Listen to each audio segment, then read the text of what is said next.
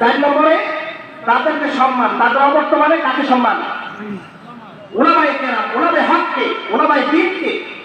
আর 5 নম্বর হলো ওয়াজ্জে হাসানা। এই 5টা কাজ যারা করবেন, আল্লাহ পাক রব্বুল আলামিন বললেন পরবর্তী 2টা শুনবেন কি আপনারা? মনোযোগ আছে?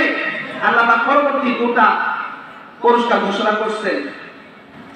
আমার যে বান্দা, আমার যে বান্দি 1 নম্বরে নামাজ, 2 নম্বরে যাকাত, 3 নম্বরে রাসূলগণের উপরে ঈমান, 4 নম্বরে রাসূল নবীগণকে সম্মান, তাদের অবর্তমানে উলামায়ে কেরামকে সম্মান যারা করবে, 5 নম্বরে আল্লাহর নির্ধারিত দ্বীনি কাজগুলিতে যারা ব্যয় করবে।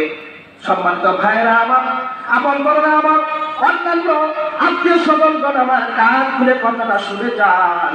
আল্লাহ পাক রব্বুল আলামিন বলেন এই 5টা কাজ যারা করবে আমি আল্লাহ পাক বললাম তাদের সঙ্গী, আমি তাদের বন্ধু হয়ে যাই। জোরে বলেন সুবহানাল্লাহ।